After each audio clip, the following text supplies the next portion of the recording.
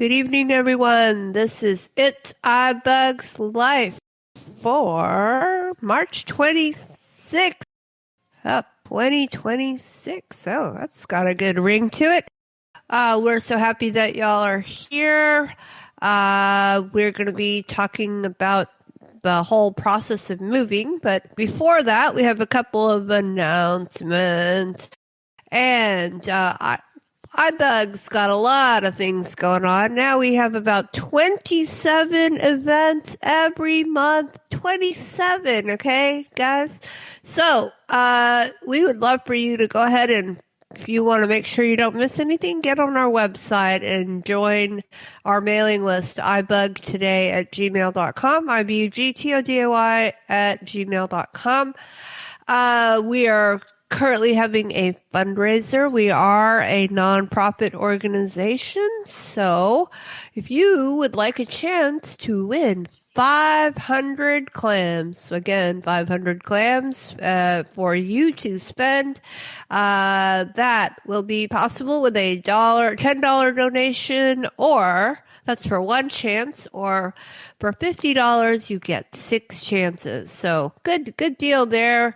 And we'll find out who the winner is at our 15th anniversary. Can you imagine? 15 years on May 23rd. So that will be a special meeting, and you'll be hearing more about that. Information about how to pay is available on our website.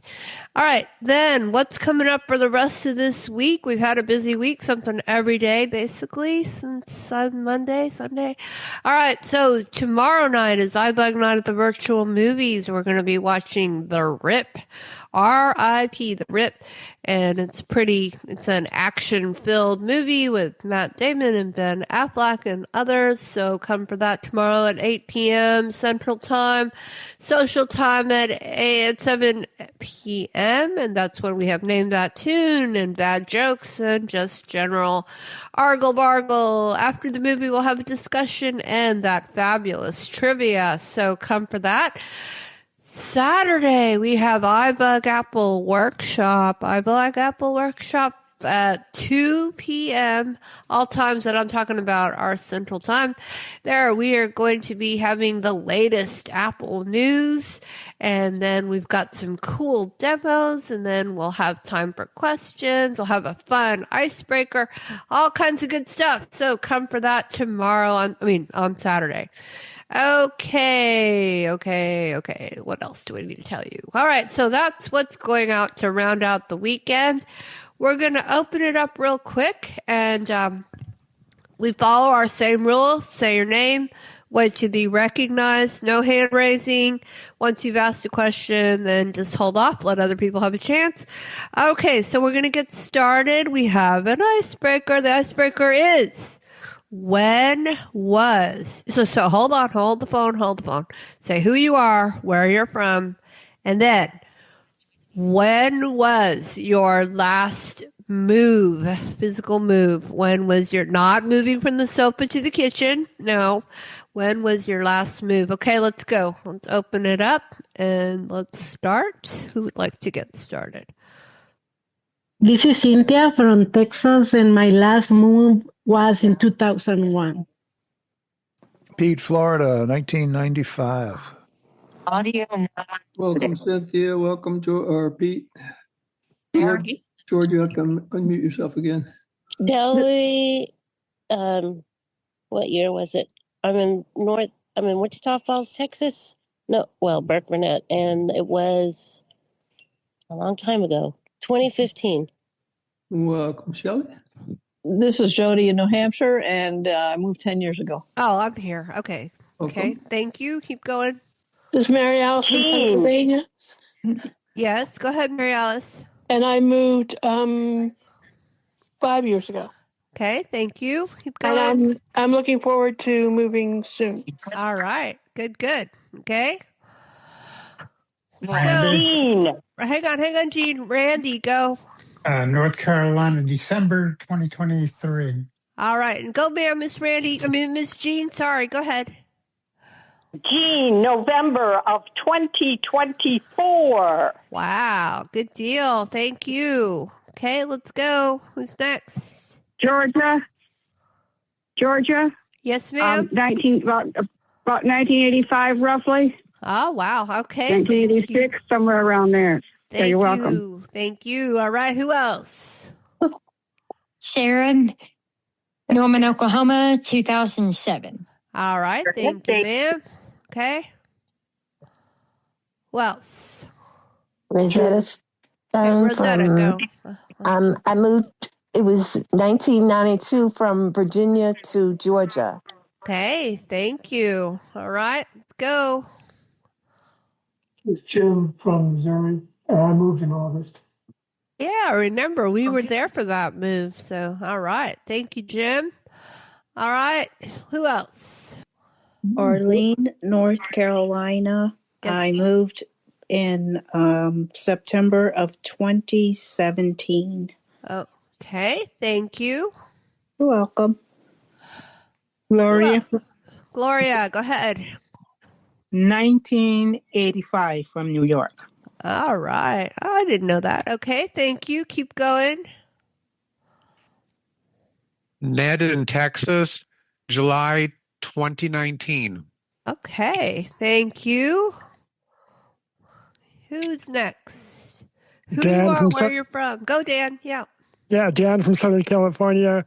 I moved 30 years ago from San Bernardino, California to San Diego.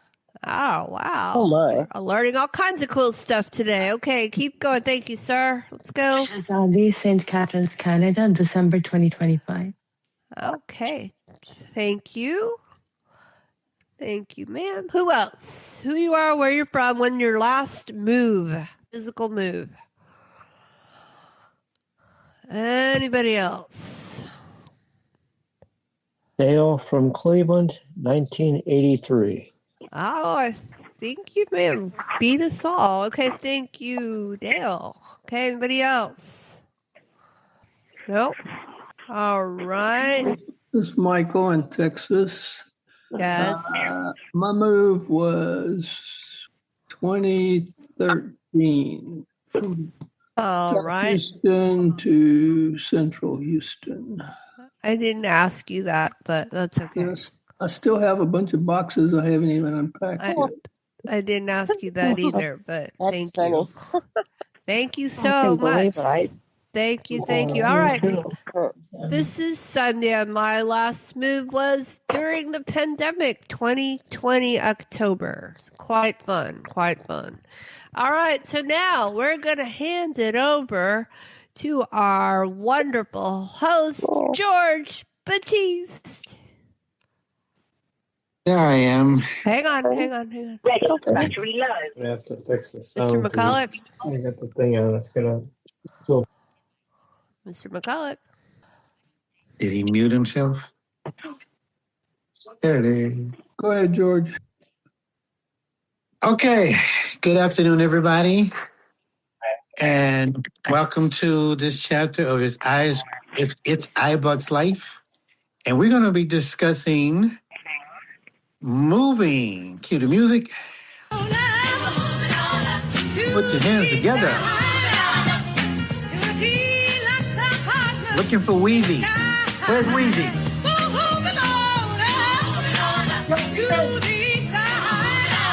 All right. You know, I'm curious, and I don't want nobody to come off me yet, but I'll ask that later. I wanted to. We all said when the last time move. I wonder is anybody who has never moved, like you were born in a house where you live at, and you've been living there ever since. I wonder if anybody can have that kind of thing going on with them. We're going to be discussing if you had to move, if you're going to be doing any kind of moving. And when I'm talking about moving, we are talking about moving from one physical location to another location. And it's like a residential move and the things that you have to go through. Now, when I give these discussions and tips, because I do understand most of us need to go back on mute. And it's not me. I mean, I have something, but I don't think you can hear it. Or if you can, let me go. I'll get to that later as we're on the other side of the room. But anyway, usually when I do these presentations, I do them from a perspective that if you want to challenge yourself, if you want to take charge of the things that you have to do, you will be able to mainly do it with not too much assistance if you choose to do that. I know there are some things that we do require the assistance of our visual partners. What I mean by visual, those who can see. But I'm going to be giving you tips on how I've done stuff. I'm somebody who don't have any vision at all. You're going to hear me moving around right now because I realized I left my patio door open, and you guys probably hear birds. And I live close to a major street, so to kind of mute that sound out, because I'm subject to hear emergency vehicles go by, and that gets really loud. So I just moved from my chair to my patio door to shut it, and I'm going back. But the tips that I'm going to be discussing, things I'm going to suggest, is if you decide to want to take charge of the move, because we notice that we have loved ones who mainly probably want to do everything for us or may not let us have hands-on too much experience. So some of these tips that I'm going to be going over for the next hour and a half plus is so that you would have an idea on how to make your move an organized one, a safe one, and not too daunting of a task as that can be. Now, I'm somebody who has moved a lot over the years. I mean, ever since my memory of my past goes all the way back to maybe a little bit before I was 5 years old. And no, my family was not in the military. At least my parents were not. But we moved around a lot. I'm originally from the city of New Orleans. And I'll say from age 5 to just about all my life, we were moving, seems like every 2 or 3 years. We were renting until probably maybe the mid 90s before my parents actually purchased a home and acquired one. I think that was in 95 or 96, maybe in 96. I'm not exactly sure. But before then, I think the longest stay that I had at a place was probably 6 years when we lived in somewhere not too far from downtown New Orleans, and we was there from 73 to 79. But ever since then, it was like every 2 or 3 years, for various reasons, we had to relocate. One of the main reasons why we relocated from the place in 79, because it was a housing project, and my mother's ultimate goal was to move out of those. She wanted to be in a house. So that's why she was really doing whatever she could to get out of there, and she did accomplish that. But we still moved in different houses. So I digress. So I got to be a part of moving. I got to, help out to contribute to the effort of the move.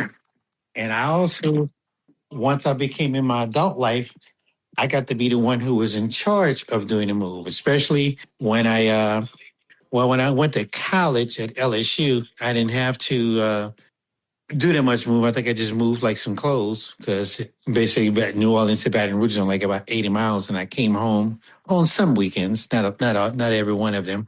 My biggest move had come, just to kind of get a recap of me, that's why I'm doing this, was when I moved from New Orleans to Kansas City, Missouri. When I graduated, I was looking for work, couldn't find the kind of work that I wanted. And I met some people along the way through like my travels in my college life. And so I had them doing some headhunting for me. And it was a mutual friend of a friend of a friend, let's put it that way. When he got promoted to a place in Kansas City where he was like, could do interviews and give advice as to who he's going to hire, he kept me in mind. And so my biggest move took place in 1992, August of 1992. That's when I actually moved from a whole nother city and a whole nother state, moved from the Gulf South to the Midwest. And that was, of course, I didn't take any furniture. I only took like clothes. I think the only kind of hardware that I may have taken was probably my Moran stereo system that I had.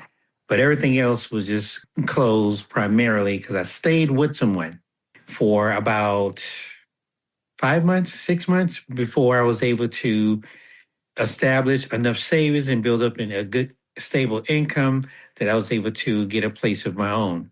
And that happened, let's see, I moved in his house in August, and I moved and got my own place probably like March, I believe. March or April, one of those.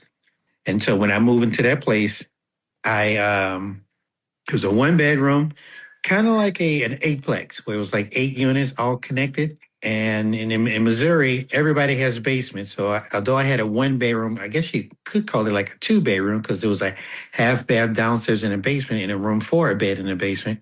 But when I moved into that place, I had 1 bed. I bought a mattress and a bed frame, and I borrowed a 13-inch TV. And another friend of mine gave me an old stove that they had in their garage that only had 3 burners working. Did the oven work? Yeah, I think the oven did work. And then I went to an appliance reconditioning place and bought a refrigerator for like $99. So when that first probably 6 months in that place, I had just a bed, a TV, a refrigerator, and a stove, because the place I moved into did not come with kitchen appliances. I had to acquire that on my own. And as time went by, I added on pieces to it. And then I moved again because I moved into another house probably about 2 years. Then I moved again in another 2 years. And then after 10 years, I moved back to Louisiana.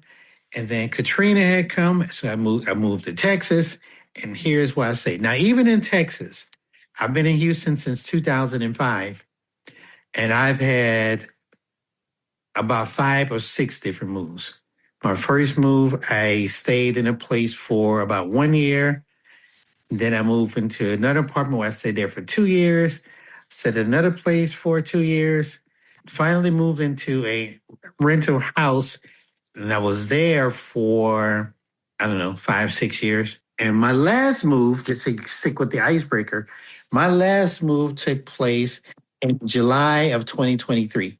And where I'm at right now, I've been here ever since. I'm going on 3 years being at this place, which means I'm probably going to start getting those notices. Time to renew your lease. They probably give that to me probably end of April of May. And I kind of like where I live at. Where I live at is in the southwest side of Houston. One of the popular places for those of you probably who have never been here or may have been here, heard of the Galleria. I'm about a mile, maybe a mile and a half, maybe 2 miles past south of the Galleria, which means by me being on a major street, I can walk to a lot of places of things that I need: eateries, grocery stores, dry cleaners, restaurants, clothing stores. I'm like a little under a mile from a Walmart, about a mile from a Target. So I have many choices that it won't take me much to travel to. I can either walk there or I can Uber there or whatever I decide to use. So having said all of that, I've done a lot of moving, and I'm going to be discussing some tips on how to making your move a successful one, as I mentioned before. So, now there's one rule. I know we went over the house rules, but I'm just going to reiterate them again. That if you want to make a comment or ask a question, we ask that you come off mute, announce your name, say your name, and wait to be acknowledged before you start giving your question or comment. And then I will give you that opportunity to share, because I like it to be an audience participation presentation. I don't want to be the one who be like the professor or doctor who's lecturing to people. You got a whole bunch of alphabets behind his name and don't want anybody talking. No, I like live interaction. So feel free that if you want to contribute something, something triggers a memory or a question you want to have on how I did something, or if I wasn't detailed enough, yeah, you come up, you say your name, and I will acknowledge you. So if you're going to do a move, whether it's by choice or by force, the one thing you have to do first is choose where you're going to move. Let me hydrate myself a little bit. And when you make your choices where you're going to move, know what kind of things that you want to be in the area where you're going to move to. So one of my first bullet points on my topic is location. Location is important. That's important for me. I think that's pretty urgent for almost anybody, especially if you are someone who has to rely on a support system. And what I mean by a support system, you have to rely on a family member, a neighbor, a friend to get simple daily tasks done. And transportation access could be essential to where you move at. So that's why the location is possible. Now, I like having options. I'm not someone who wants to solely rely on paratransit services to go from point A to point B. What if it's recreational appointments? What if it's social appointments? What if it's going to work? I don't want to be the one that I have to rely solely on paratransit services. If you live in a major city and you have that type of service, you may encounter some of the same struggles that we deal with here in Houston. It's a good system, but like any paratransit system, things happen that can be kind of annoying. I know. I'm going to mute my voiceover because if I touch a screen, you guys know about iPhones, whatever's highlighted is going to keep announcing it. But if it's a time, I got to hit a time every minute or battery percentage. So I had to silence it because that was really distracting me. Anyway, I digress. Sorry about that. But paratransit and in the paratransit in your area may be a perfect one. They probably pick you up on time. You're probably never late. You probably have a lot of straight trips. And you probably get to ride by yourself a lot of times. So I don't know. I just know how it is here. It's definitely something that is needed. And when it works, it's wonderful. But there are some challenges that take place with that. So that's why when I choose where I'm going to live at, not only do I have to be in an area where if I'm going to utilize paratransit service, I got to be in their service area. Some cities, like especially here in Houston, they have ranges. They cannot go everywhere within even the surrounding, they can go into the surrounding suburbs of the metropolitan area of Houston, but they have limits. They have like a service area limit. For example, like I live in Houston, I cannot schedule a paratransit service ride to go all the way to an area in north of Houston called the Woodlands.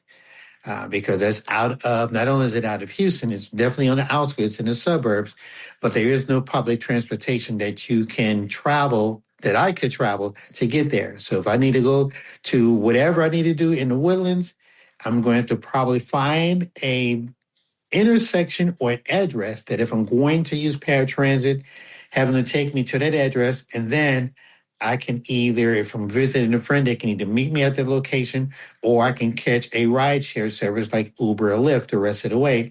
Or if I'm really doing good, I can just do a rideshare service from where I live to all the way to the Woodlands. It'd be a very expensive trip because the Woodlands, if I had to guess, it's probably about 45 miles from me.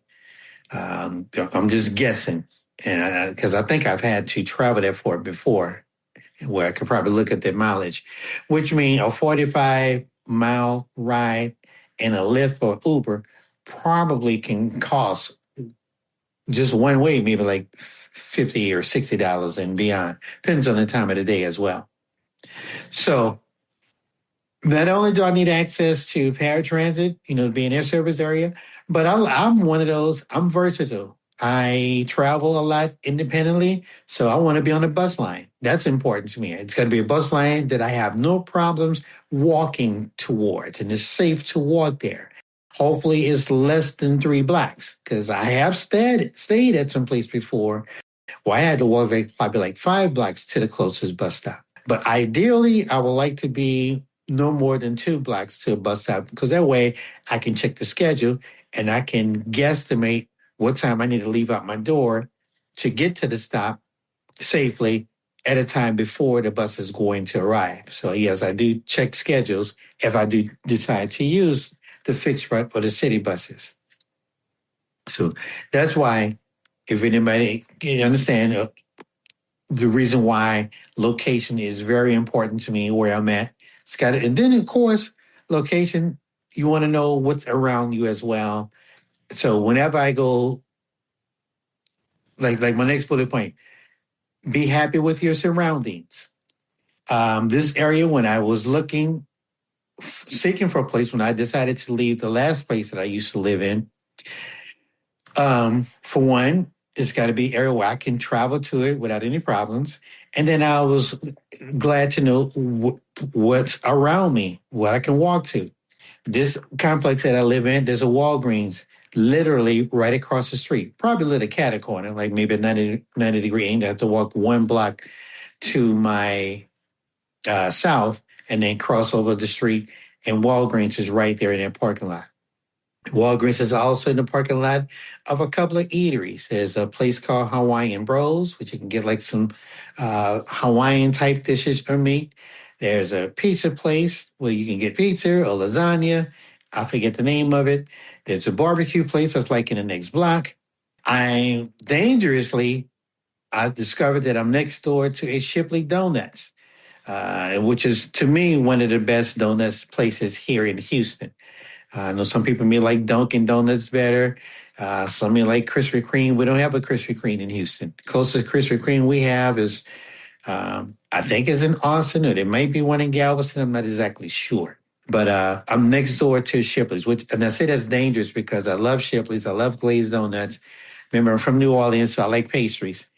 And when I discovered that Shipley's, I almost didn't believe that it was that close, because I was about to do an Uber Eats to have it delivered to me. And then when I had seen the address, and the address was like in the next block, I said, wait a minute, this can't be real. This must be old information, because I had not realized that I was next door to a strip mall. Anybody wonder what a strip mall is? That's like an outdoor shopping mall where you got like different establishments that are connected, and you can just walk to them. It's like being in a mall, except it's outdoors. It's not covered. It's not a brick and mortar. Well, it is a brick and mortar, but it's not a covered one. And when I piqued my curiosity, I think I even used Ira, and I walked, and yes, the Shipley Donuts was right there. There's a dry cleaners next to that Shipley's. Past the Shipley's, there's a PetSmart. I don't have any pets, so it is just good to know that they're there. I'm even next door to a designer shoe warehouse. There is a Michael's. I'll probably never go in there because I'm not really into arts and crafts. There's a Dollar Tree. There's several different things that's in that particular strip mall. Now, also connected in that same parking lot of the strip mall, there's a McDonald's, there's a Taco Bell, and across the street from all of them on the other side of the major street is a Raising Cane's. So in other words, there's a lot of stuff here. I'm 3 blocks from a Kroger. So my surroundings to me was perfect. And which is usually important to a lot of folks who are independent travelers, those who are cane travelers or use service animals, everything around here has sidewalks. The sidewalks are not the best. They're kind of crooked because of how trees have grown. And so it's kind of like in college level orientation mobility skills that you can use walking around here. But there are sidewalks. I pointed it out because I used to live in a place where if I was going to an establishment like a store or whatever I need, I had to walk on side the road because there were no sidewalk. And I would rather walk on hard surface, solid surface, than walking in grass. Because walking in grass, who knows if I'm traveling independently, what I may almost step in. Could be animal relief, could be mud, could be whoever, whatever. So having sidewalks was pretty important to me. That it was glad this one had all that around here. My next bullet point on this particular part is when you are moving and you're going to rely on other folks to help you move, especially if you're doing it, if you decided, you made the sole decision, or if you have a spouse and you guys agree together that you're going to move, the decision has to be yours. Make sure your decision is what matters. I say that because we all, or some of us may know somebody, at least I have witnessed it, that sometimes our loved ones, they want to take over. They want to take charge. They feel you can't do this. or not that they feel you can, they just have doubts. And so they feel that they know what's best for you. But my thing is, since it's you are the one moving, it's going to be the place that you are moving into, then it should be your decision that matters. Somebody may say, "Oh, you're not." As a matter of fact, I think when I had a realtor showing me this particular complex, she was a little apprehensive about me moving here because she said it was too busy. The complex is large. This complex has over 800 units that they have told me, which means there's always traffic going in and out. You know, someone's coming in, someone's leaving out constantly. Well, probably not in the wee hours in the morning, but there's a lot of traffic. And she was a little worried that if I have to walk like just to the leasing office or walk to the places that I want to walk to, that all of that traffic, that vehicular traffic is going to be dangerous and something may happen. But I told her, I said, listen, it's fine. I've been living in the city, major cities, pretty much all of my life. I'm really not that intimidated by noise, by people, by traffic. And then if it's a parking lot, for the most part, I would say 95% of the time, they're not driving that fast that they can't brake to avoid either hitting somebody or hitting me or something. So I have that confidence that I can relax in by walking in a parking lot. And then when I get familiar with the lay of the land, I know how to stay to the side. So that way, if a car is coming and if I hear it, I know to move to the side and I'll let them pass. Now, some drivers will see me walking to see the cane. They become hesitant and want to probably stop. And so I have to wave at them. No, go ahead. You go ahead. I'll let you pass. I'd rather you go than you being impatient because I'm not going. So make sure that the decision is yours. You have the right to be in charge of where you're going to move to and how you're going to move.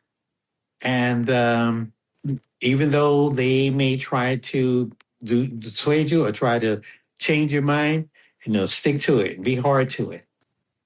And now I wouldn't say don't listen to them at all because they may point out some things that you probably not had the opportunity to observe for your own. And maybe the person that you're renting from, or if you move buying a house, the relative may not have expressed everything because they're trying to make a sale. So it's good to listen to what they're saying and maybe take their advice. But the bottom line is the final decision is yours, whether they like it or not. Hopefully that makes sense. Okay, so this goes to big point number 2. Getting the right assistance. And this is where, if you guys want to hop in, I do invite you. You can hop in anytime you want to. But getting the right assistance on your move. Yes, nobody, even people who are sighted, will need help. No, I don't think there's hardly anybody can move on their own. I mean, furniture, stuff has to be picked up. Now, unless you're somebody who's Superman or you got some Harry Potter skills that you can levitate things and move it by using, I forgot the thing the spell that they use to move things around. But in other words, some pieces of furniture will require multiple people. A couch, a refrigerator, a piano, something big, you're going to need some help. So getting the right assistance could insist if you want to get friends and family, that's fine. If you're going to use friends and family, make sure you get friends and family who are helpful and who care about your stuff. That's important. I've used some friends and family. Their thing is, look, let's just get the stuff out of the room, get it onto the truck, and let's move on. And because it's not their stuff, they're not as careful or not as delicate with the handling of the things that they're helping you move with. They may not try to be careful to make sure if they move with something, they're going to bang it up against the wall or just, not handling it with care, so to speak. So it's okay to be choosy about who you choose to help you move. Now, if you do not have anybody, you may put the word out because that's one thing, folks. They would either avoid your call or hang up on you because moving is such an arduous task. It's very tiresome. It's very long. It takes a lot of energy. It can be exhausting. You never know when it's going to end. It can be tedious. So, because they may have moved themselves, they may turn you down, or they may make up a reason why they can't help because they really just don't want to do it. And then they may have a tight schedule. They may not have time. So they could be all contributing factors that if somebody denies to help you, friends, family, colleagues, whatever, then that's when you can go to the professional movers. Now, of course, our professional moving company, that's going to cause an expense. Friends and family, yeah, we can probably bribe them or treat them. Maybe you buy them something to drink, take them out to eat, or pay them some cash, whatever acceptable to them, or all of the above. I think when I moved in Kansas City, when I moved from one place to another place, I had two brothers that helped me move, and the only thing they wanted was they wanted a fifth of crown. That's what they paid me. It was fifth of crown back then. That time thing was like about $18. They were satisfied with that, so I was happy that they was willing to. Not only was I was glad that they was good friends of mine, and they were real good friends of mine. We played dominoes just about every week, especially during Monday Night Football. So, the matter of fact, they told me, if he ever need to move, just let us know. We'll take care of that. Matter of fact, I was in an unfortunate situation that they couldn't wait till I was ready to move out of that situation. So they was glad to help. Matter of fact, one brother called out and say, George is about to move. Let's hurry up before he changes his mind again. So it's good to have people who really do care and want, that does help. But if you don't, if I didn't have that, because I've had that to happen to me here in Houston, that I needed to do a move, that I had to hire a company. And you got some companies, it's good to shop around with those too. You got several different moving companies out there. And each one, however they feel they run their business, have different rates they're going to charge. Some companies will charge you just for booking them. It's going to be what they call a service charge. For example, there's a company here. It used to be called Three Men Movers. Now, I think it used to be called Three Men in the Truck, and then they changed it to Three Men Movers. But to me, they're about one of the most high dollar ones. They're good, but they're not cheap either. I don't know what their prices are now because I didn't use them on my last move. I think I used somebody else. I forgot the name of the company. But when I used them before, like about maybe 10 years ago, just for booking the reservations, that was, I think, $89 just for them holding a spot. And then they had an hourly rate. And I think the hourly rate was probably the same price, like 89 or 79. I don't quite remember, but I know there definitely was an hourly rate. And then there's a minimum of 2 hours before they even take the trip. Because, I think when I had to move during the shelter in place, when I had to move out of that apartment because they went way up on the rent into another one, I had one bedroom, a living room, and maybe some kitchen stuff. No, one bedroom set, complete bedroom set, with includes a chest, armoire, nightstand, dresser, and the bed frame. I had a couch. I had a small dinette table with 4 chairs and a TV. So all that stuff could fit on one truck, one probably 10-foot U-Haul truck.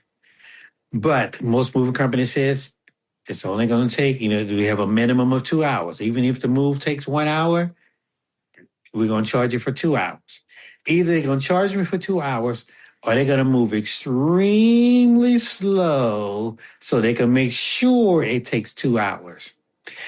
Travel time wasn't even that far for them to, as a matter of fact, I think they purposely had driven slow, drove like maybe 25 miles an hour. Not only because I guess they drive slow, Houston has a lot of unpaved streets that are not that smooth. So traveling carefully to make sure none of your stuff get damaged. And then it could be they're probably stalling for time as well. Because I think the move I made during that time, the distance was like about a mile. Was it a mile? Maybe a mile and a half. So that costs a lot. And then they took their time, but they're very good. Moving companies, if they're good moving companies, They not only are they efficient, because this company that I use, especially the company that was called 3 Men Movers, they are quiet. It's always 3 people. And there's usually only one person who handles the payment. Usually that's the one that speaks English because, I'm in Houston. As Spanish speaking is very high popular in this particular city. So I'm subject at any time to get someone who really don't speak English. But when it comes to that, they're always going to have that one person who can speak English, and he's the one that charges the card or takes the cash, however method of payment they take, and prints the receipt and give that to me. This is Jody. Hey, Jody, what's going on? Hi, George. Yeah, even if you get U-Haul, you can still hire 2 guys through U-Haul, and again, they have a hourly rate also. And when we moved within the state of Florida, we were told that when you do an in-state move, they charge by the hour, but when you do an out-of-state move, they charge by the pound. They don't charge by the hour too? Or they don't charge by the mileage? Well, no, I mean, if you're doing it with U-Haul. Then, U-Haul, okay. Yeah, if you're doing it with U-Haul, then there's the regular U-Haul rate, but then there's also the hourly rate for the 2 guys. But then, if you do it with a professional mover, then you're paying by the hour and not by the pound, which kind of surprised me, but that's the way that's the commerce laws that pertain to that. Mm-hmm. And Jody brought up a good point. Like U-Haul, and there are some companies too, if you want them to pack for you, they'll do it. They'll come with all their packing supplies, boxes, shrink wrap, and tape and whatever. And, if it's too tedious of a job for you doing all your packing, wrapping stuff up, wrapping your dishes, your glassware, some companies will do that. Of course, there's a charge for that. Charge a premium for that, yeah. Yeah, they will charge you. They're not going to just do it for free for being nice. No, they will charge you for that extra service. I've never done that because if I'm moving, I'm going to do my own wrapping, and I'm going to get to that part too about doing the packing. But there are places that will do it. And if you have the disposable income to do that, by all means, I encourage you to go ahead and do it. Congratulations. That's good. It definitely takes the load off you. And there's a lot of people in this country who will do that. They will just hire movers, do everything. They probably go on a business trip. And when they come back from the trip, they already moved into their place. So all that stuff is even possible. They can move you out of your old house and move you into your new house. They can pack it up for you. You leave the instructions, and they will follow it, and everything's done. All you got to do is show up, put your keys, and walk in, and you're all set. This is Jim. I have a question. What's your name? Jim. Jim? Yeah. Okay. What's your question? What would you think about if I'm moving from one state to another to do a Google search for movers? What do you think about that approach? Nothing wrong with that. Yeah, do a search. Matter of fact, if you move from one state to another, and if you don't know, what type of company who can do that, do a Google search. Do any kind of search for a company, especially if you move from state to state. That is important to find out who does the move. This is Jody. How would you approach it then? How would you approach it if you had to do that? If I had to do it, go ahead, Jody. I'm going to let you talk. And then I was going to say, when we moved, we were advised to pick a moving company in the destination city rather than the city that we lived in. So, for example, we were moving from New York State to New Hampshire. So if we had hired, we could have hired a local company in New York State, but then they would have been long distance once we arrived in New Hampshire. So by picking a company in New Hampshire, the advantage to that is that once we arrived in New Hampshire and they unpacked everything, if we had a problem, then those movers were local. And so we would have an easier time with a claim or a problem or something like that. And that was the advice we got. And we used a United Van Line when I moved up here, and I was very happy with them. It sounds kind of, it sounds illogical to be looking for some place at your destination. I mean, I guess that means they have to drive the truck to your current place and then Well, drive? that's still have to do a round trip, because if you pick a mover from where you live to where you're going to, they're still going to have to drive back to where they came from. So it's still going to be a round trip. And I know when we moved up, this is kind of a funny story. When I moved here from Florida, it was a one-way trip, and I made a comment to the guy, because he's a really nice guy, and again with United Van Lines, and I said, do you move a lot of people? He tried booking trips, so he wouldn't ever travel with an empty truck. So he drove my stuff from Florida to New Hampshire, and then I'm always moving to New Hampshire. To tell you something about how much I love New Hampshire. Anyway, so he drove me to New Hampshire, but then he picked up another load and then went down to Florida. So he always had a full truck. And I said something to him about that, and he said, "Oh yeah, I move everybody from New England down to Florida, and then when they figure out they don't like it, I move them back." And that's what I was going to add, Jody, was that these 18-wheeler trucks, usually they can fit 2 or 3 households on one truck. Yeah. Yes. Hi, Arlene. Yes. This is Sandhya. Go ahead, Sandhya. Hey, guys, just remember to announce yourself and let George acknowledge you. Okay, thanks. Sorry. I just want to finish my statement. It's Jim again. Go ahead, Jim. I appreciate the comment. I would have never thought of doing it that way. I guess that makes sense. I certainly give it a try. Thanks a lot. Yeah, and it is actually, if you think about it, it is logical. Let's just say if I would have, let's say if it wasn't Katrina that moved me to Texas, but I got some employment and landed employment in Houston, and which means I know I'm going to be leaving Louisiana to come here. Well, yeah, I'm going to look around, and if I don't have anybody to help me with the move, I'm going to look for a moving company here in Houston that'll be willing to come and get my stuff from New Orleans and load it up and move it here. Because like Jody brought up a good point, that if you get the local mover to the area that you're moving to, if something is going on, they're there local. They're already there. They have not left, unless they move with somebody else, but they're going to be there for a moment that they'd be easy to reach rather than having a company that you choose where you used to live and trying to get a hold of them. Anybody else got any questions or comments? Randy. Hey, Randy. Yeah, I learned an interesting lesson from my sister a couple of years ago. She had I won't say the credit card, but she went through a whole recommended list of movers from her credit card company, and she went through the list and found one that seemed to have good ratings.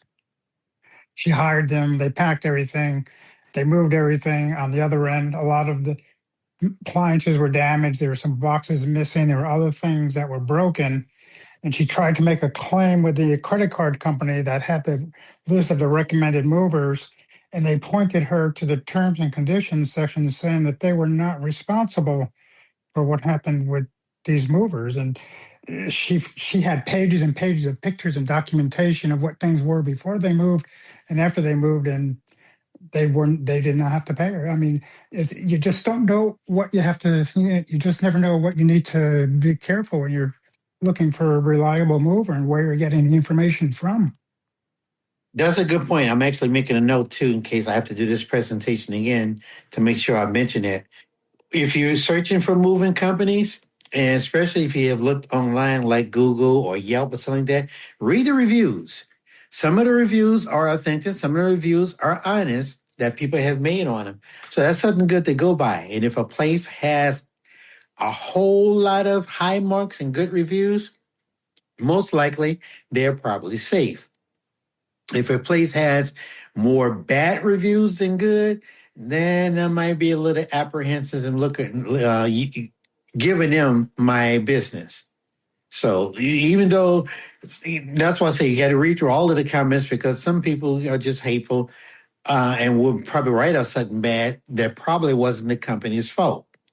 So that's what I say. If you're unfamiliar with a company, especially when it comes to moving company who is going to be handling your possessions, read the reviews about that. That way you can make a decision if it's a profitable company, if they've been around for a while, they provide good service, they got high ratings, they probably get good reviews from the Better Business Bureau. I think if people still use that.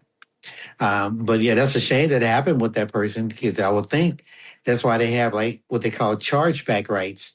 That if you charge something on your card and if your service is not rendered or services are bad, supposedly you have those chargeback rights that you can should be able to get credit back from that company. But if they were pretty adamant, like, no, we don't have to, we're not going to give you credit, it's that's an unfortunate.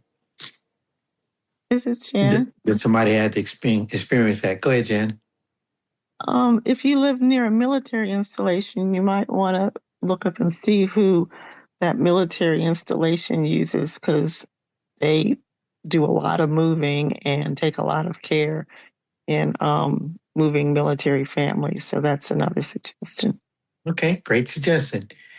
If you live near a military base, check with them on who they use for like moving stuff around. That's good.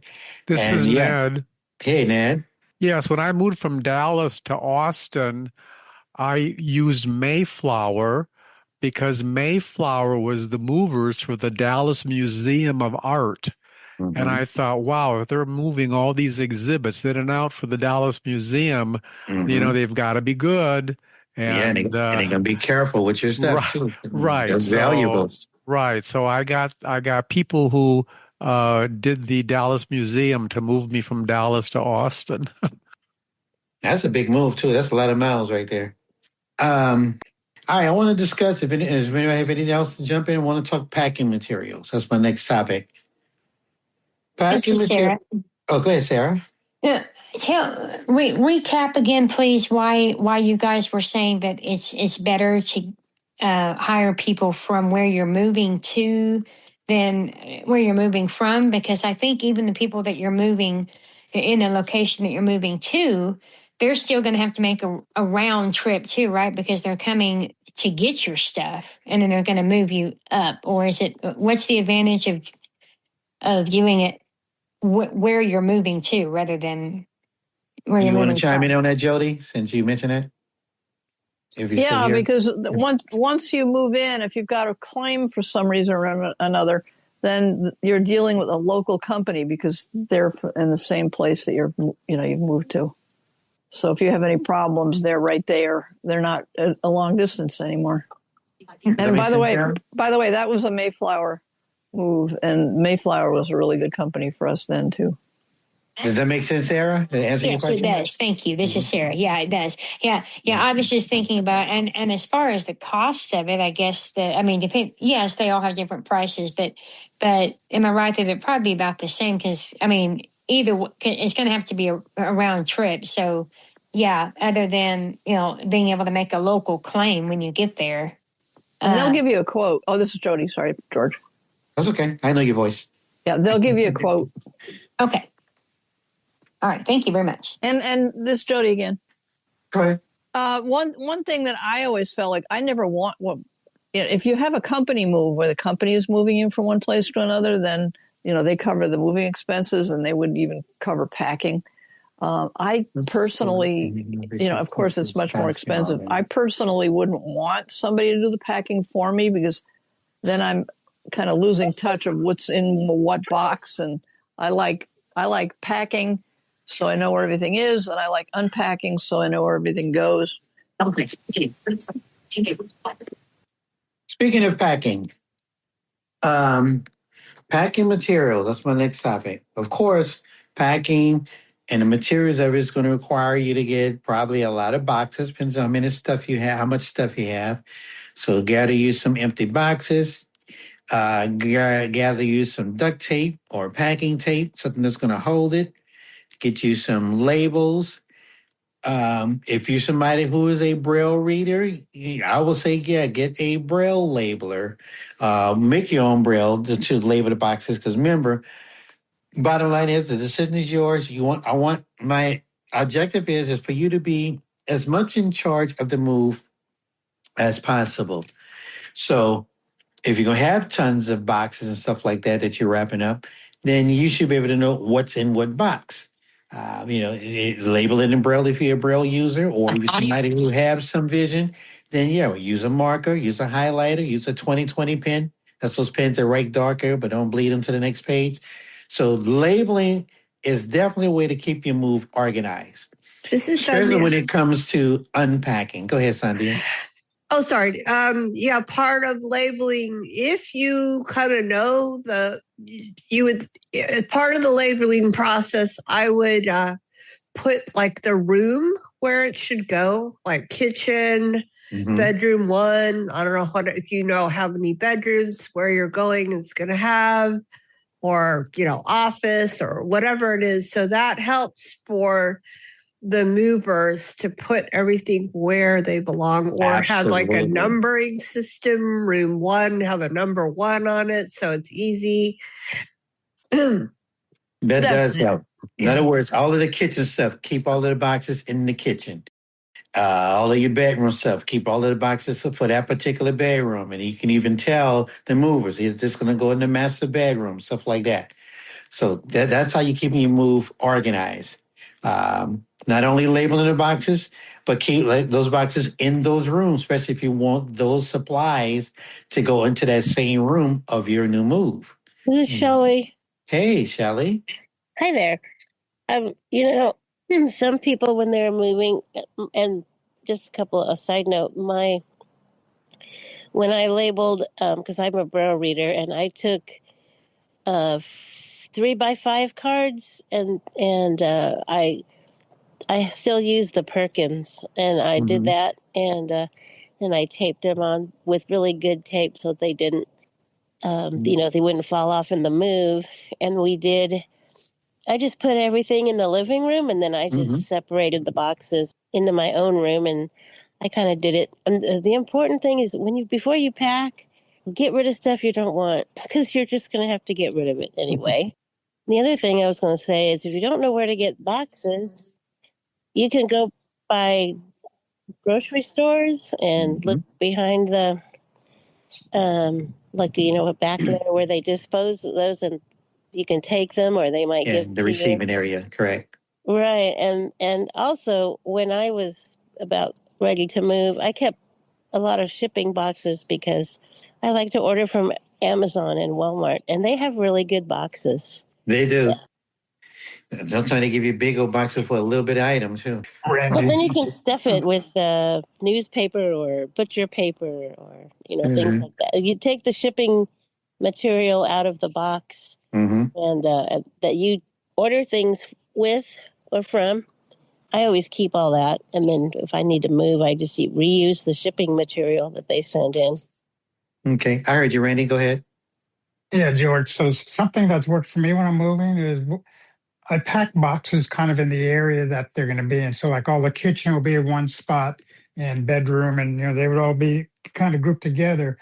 For the sake of the movers, I'd write some sort of like K would be kitchen. I'd give some sort of visual cue as to where these boxes would go if they do get mixed up during the move. But for myself, what I would do is I would put a pen friend audio label on the discrete area of the box. Well, as you brought it up, I was going to mention it. Go ahead. And I would record.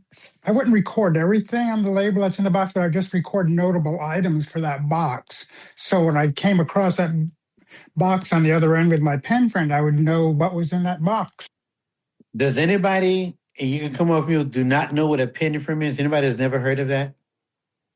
In case you're struggling, Randy, you want to describe to them what the pen friend is? I could tell them, but I'm going to give you the opportunity to help me out. Randy. Go ahead.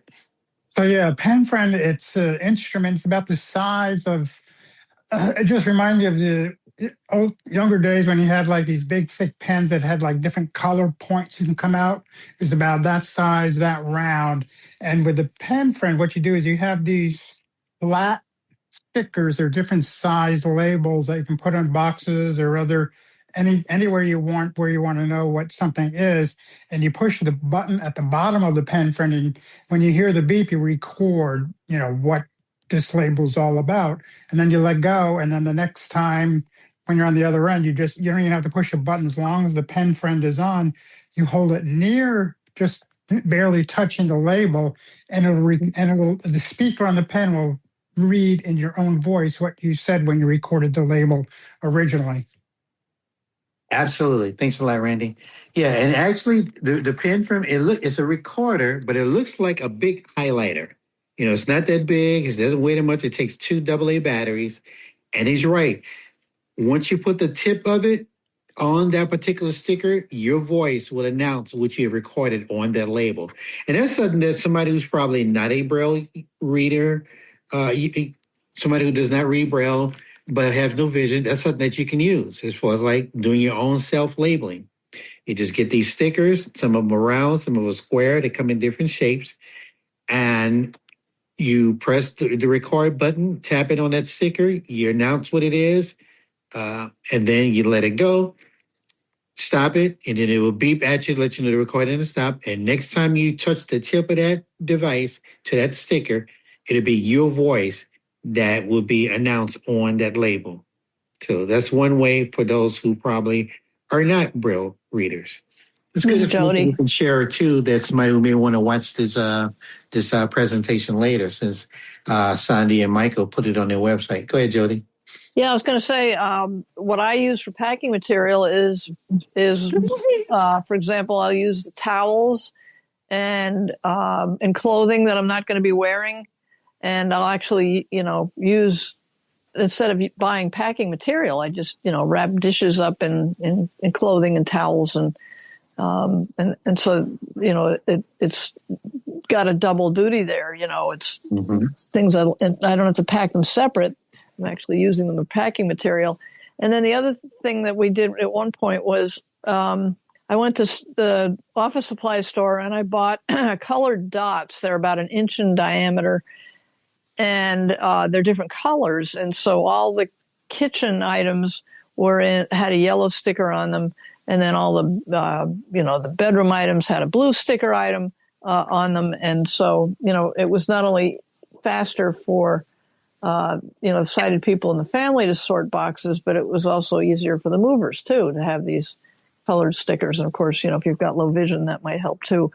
But I also would keep the boxes organized so that they're where you want them, bedroom in the bedroom, kitchen in the kitchen. And then I also thought it was always really important to have priority boxes for each room. Like, for example, in the kitchen, you want your coffee maker to be the first box you open. And, you want a priority box in the bathroom that's got your shower curtain and your shampoo and conditioner and towels and things you want right away, so that you don't have to go digging through all the boxes to find what you're looking for. This is Marcia. Go ahead. I'm hearing lots of things that I like. We're supposed to be going to have movers, but I had one friend tell me to pack a suitcase like you're going on vacation, so that when you get there, you got the clothes that you need or whatever. But the other thing is, I'm thinking that with the movers, I'm going to pack my own desk and my own clothes. And if I use that idea about the index cards, I don't want to put them on the top, because if they stack things on top of each other, I think I need to do the Braille on the side. Absolutely. Yeah, you don't want the Braille to get smashed. So everybody knows, those who are Braille readers, if you can change the whole meaning or whatever the word or letter is, if a dot gets rubbed out. And I use the APH sheet ones from that I can Braille, because that Braille lasts longer. It has the adhesive that you can get off the top. Mm-hmm. And those Braille things stand up just like little soldiers. And I want to ask for those. I've got 2 shelves of Braille books that I got from Bard, and I don't want anything on top of them. So I want to know how other people pack their Braille books. This is Shelley. Go ahead, Shelley.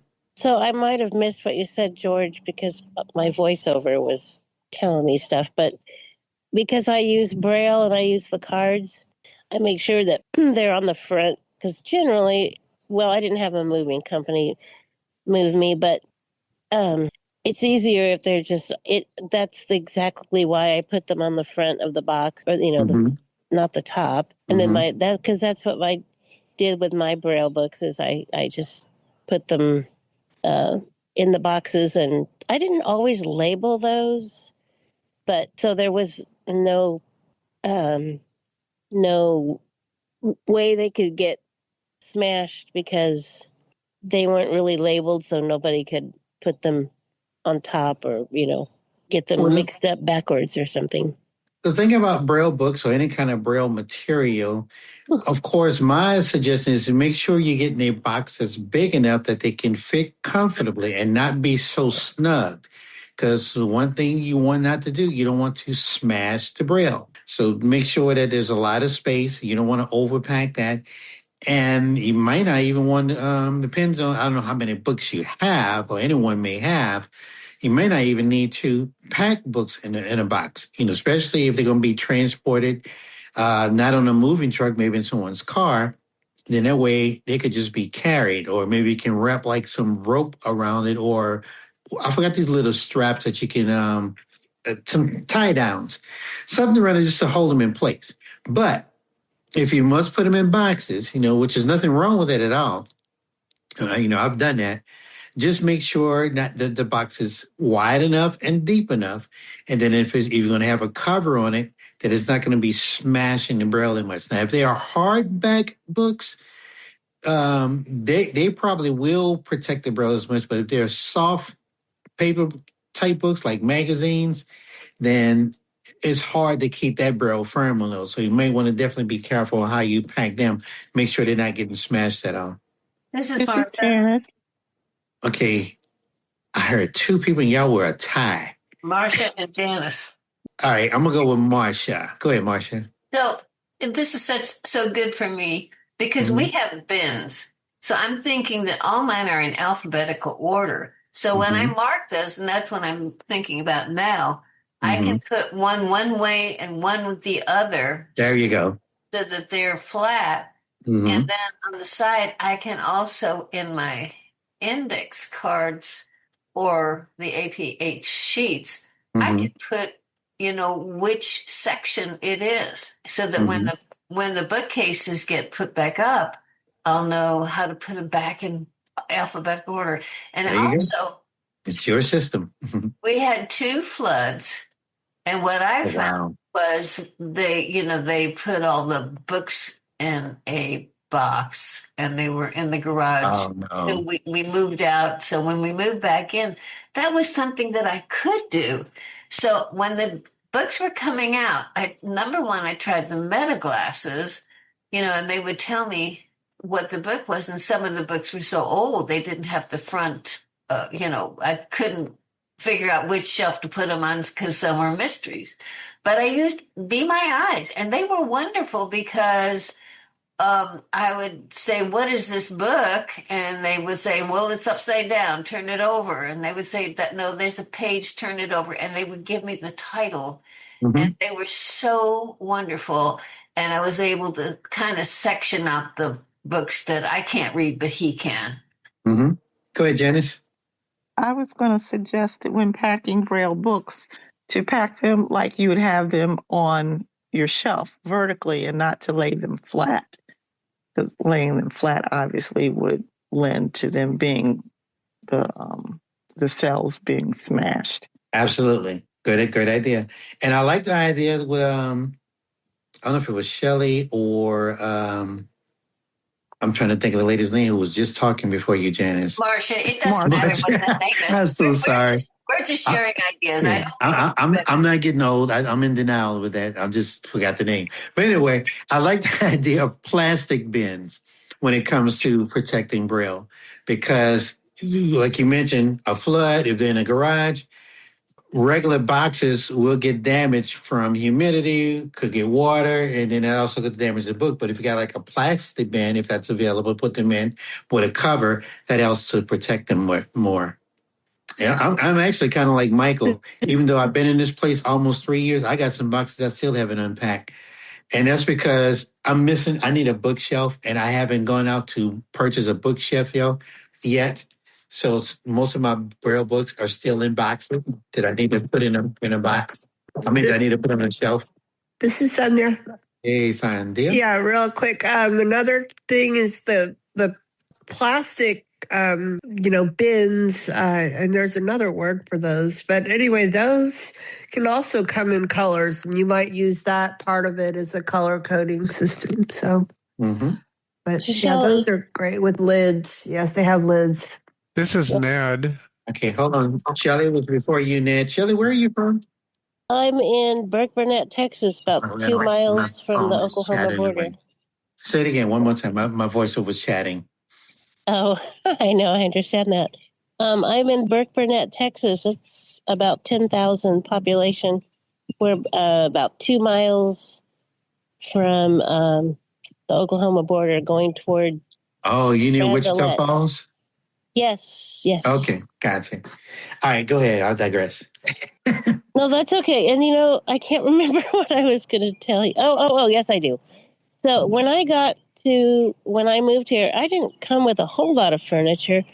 And I don't know if you have a particular preference for anything new, but I needed 2 bookshelves, and I had some friends that they were in very good shape, the bookshelves, and they were wanting to get rid of those, and they just gave them to me, and that was very nice. They're the real tall ones. Mm-hmm. And so they hold.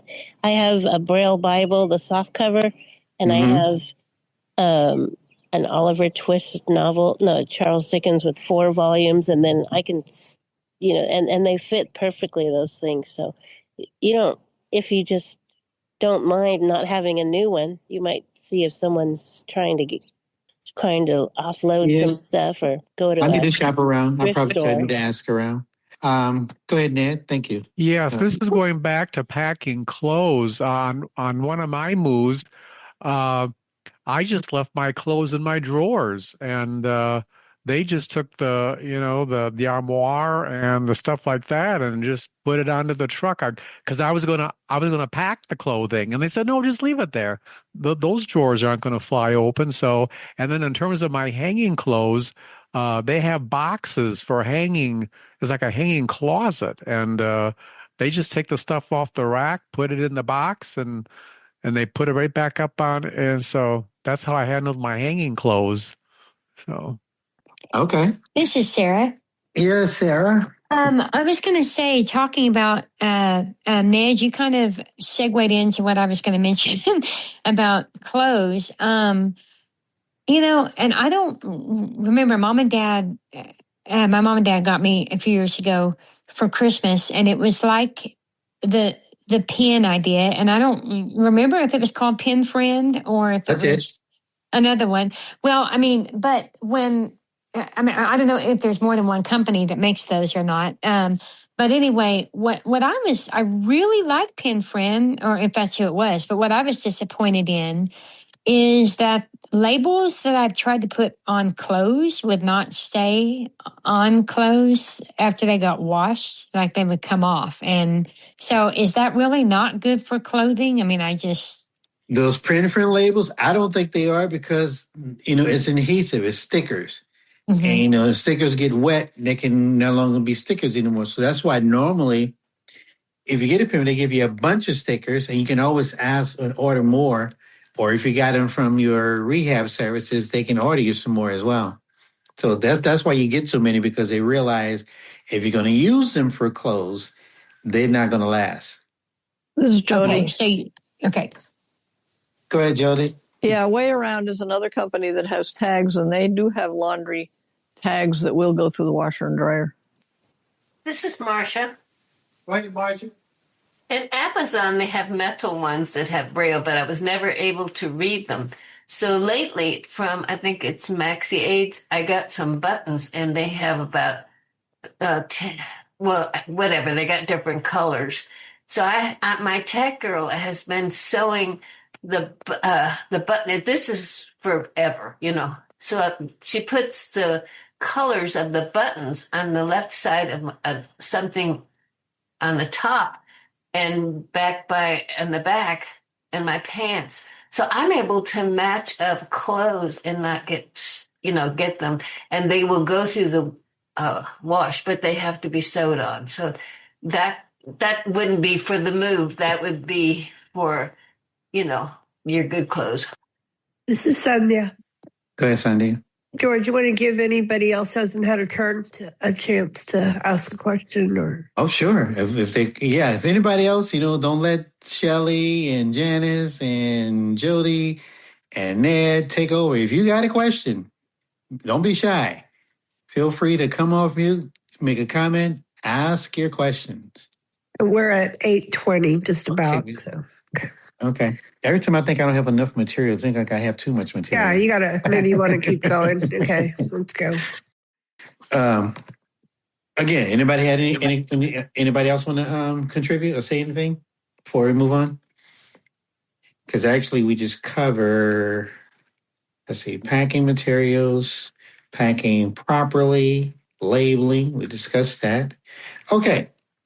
And Texas is losing by 1. I know nobody cares but me. Organization of the new place. This is where. Who's that? Angelica. Angelica, go ahead. Okay, so this honestly has nothing to do with the move, but sock wise, how would that work whenever we're trying to put socks together? Put what together? I can barely. Socks. Well, that indirectly that does have something to do with the move because you're trying to organize your clothes. So I don't think it has something to do with the move. It does. Somewhat, and then it could just be a day-by-day thing. But yeah, I'll share briefly with this. Socks, there's several different things you can do for organizing socks. They are these little round things that you can put socks inside that helps keep them together, which is also will survive washers and dryers. They won't melt away, they won't get damaged. So that way, that's how you can keep socks together, even if you take them off or put them together, put them in a drawer, keep that little device on them. You can tie them in a knot together, cross one over the other and tie them together, even when you wash and dry them. So that way the socks stay together. And if you're worrying about the colors, if you don't have any sighted help, that's when I would refer to utilizing the services like Be My Eyes, or if you are a subscriber to IRA, use that for someone to get you the visual interpretation service to help describe those. So those are 3 things I can tell you about as far as organizing socks and keeping them together, whether if you're moving or you just day-to-day want to keep up with socks. And I have no answer why the dryer eats socks. It just does it. This Janice. Yes, Janice. You can just use a small safety pin and safety pin them together. And then when you're wearing them, you can just keep the safety pin in one of the socks. And then when you take them off, safety pin them together, put them in the washer and dryer, and you never lose another sock. This is Tim. Go ahead, Georgia. Tim. I know. I'll feel it. Go ahead, Tim. With regard to organizing socks, I've found that the little round or that's one on socks. Go ahead. Sock things for keeping socks together, they sometimes don't work very well. They sometimes break, especially if you have socks that are real thick or otherwise bulky. So what I usually use is wooden clothespins. Now, I've tried the plastic clothespins, but they fall apart way too easily in the dryer. Wooden ones seem to last longer. Now, they do fall apart sometimes, but they do last longer. Okay, good. So, Angelica, all those tips help. We don't want to take a whole lot of time talking about socks. Matter of fact, I might come up with a topic of clothes organization. I can include that on there.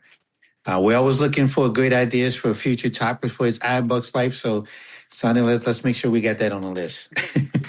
Sounds good. Georgia from Michigan? Yeah. You're not about to talk about socks, are you?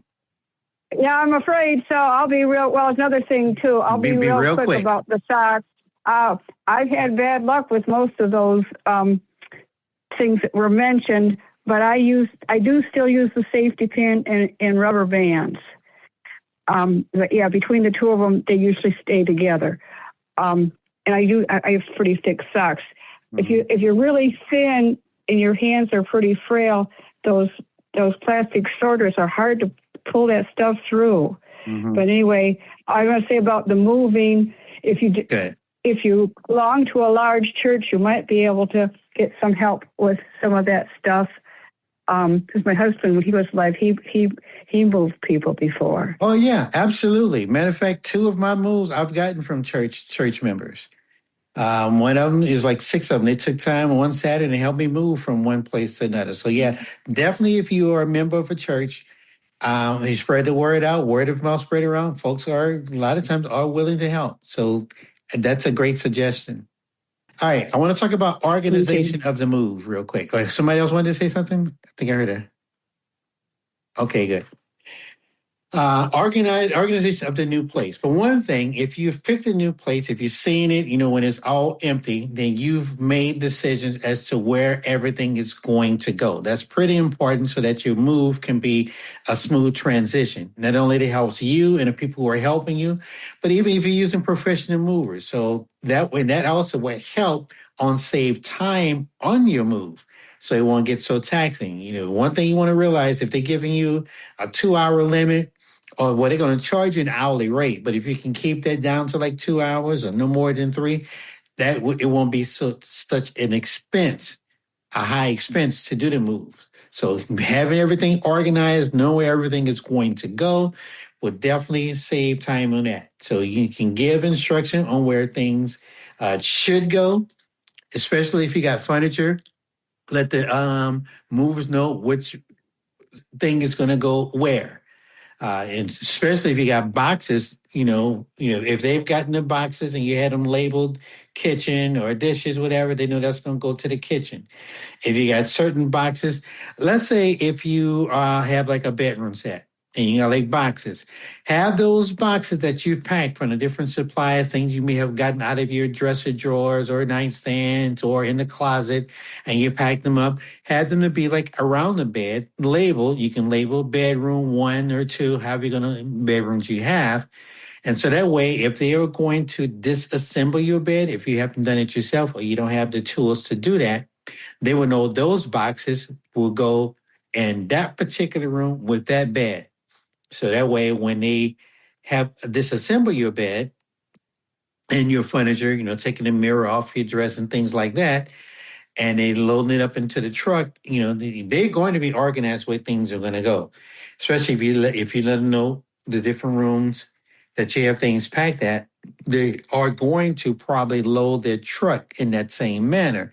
So when it comes to unloading, they know where they're going to hit first. Matter of fact, they probably got it written down, have it strategized while they're on the road to the new place, and they know where things are going to go. Matter of fact, it's a good thing to do that too, because depends on how much, if you have like a whole lot of stuff, let's say if you got like a big 4-bedroom house and you're making a huge move into another house, you're upgrading to a better side of town. So it's definitely good to do that, because depends on what size truck that you have reserved, and they may have to make multiple runs. Like, let's say you're not using a moving company, you're using, a friend, a support system. And if they're making multiple trips, then they'll know how to unload the stuff into the new place. So that way, while you're tidying down still, getting last things, because it could be some things that occur at the last minute that you may not have had time to get everything set up for the movers. You can still be there getting those things together. So when they come back, or if you got multiple vehicles coming back to get the rest of the stuff, everything is labeled, everything's organized, and they know where to put it at in the new place. So it's good idea to have strategy and instruction in place so that they know where all the furniture and the supplies go, and they also know how to unpack or reassemble the bedroom group to where it should go, or reassemble the couch if you have one of those sectional couches that come apart. Now, when it comes to you doing your unpacking, that'll help you as well. Not only do you have your boxes labeled, you can take like one room at a time if you got time to do that, and unpack the essential things first. Like the one thing you might want to you move may have been tiresome. So once they have reassembled your bedroom group, you might want to unpack all those boxes in their bedroom so that you can move around it easily. Hang your clothes up. in the different closets, especially if it's more than one of you. You guys should have already chosen who is going to get one closet. If it's a whole family, if you got a spouse or a family member or a child, a son or a daughter that's moving with you, or whoever's moving with you. Those decisions should have been made while the place has been picked out, so you know whose stuff goes where. And if you got movers helping you to unpack or hang stuff up, or if you got family or church members helping you, they know where stuff go as well. Or they could actually just probably, especially if you're very careful about not wanting everybody going through your stuff or seeing your stuff because you've packed it, you can probably give instructions. Just put all the boxes is in this closet. So that way, when everything is done and you want to get to it, you'll be able to pull out the boxes and maintain your confidence of not having everybody being exposed to whatever you have packed up. Does that make sense? Of course it does.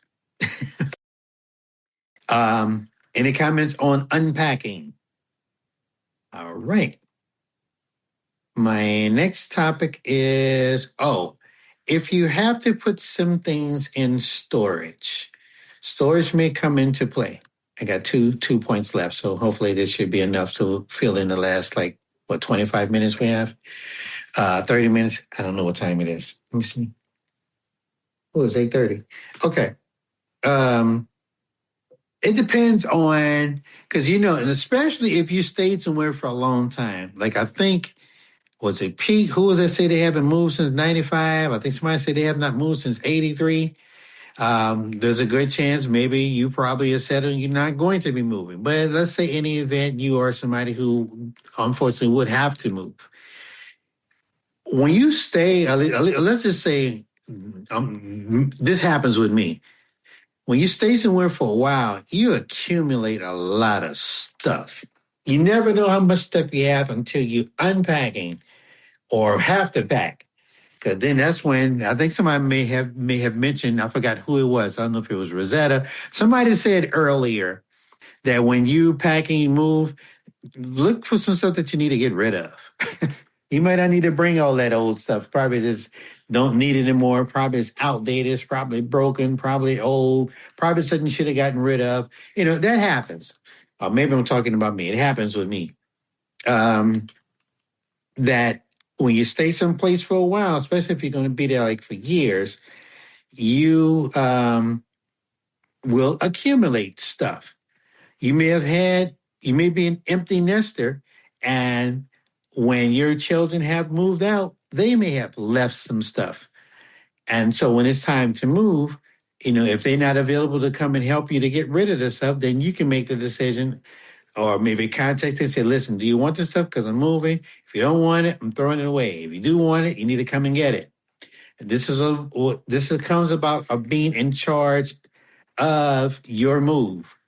And if you got some stuff that has been there for a while, been in your garage for a while, and it's time to go, then you give them warning. Don't feel bad about it. You gave them warning that you are moving.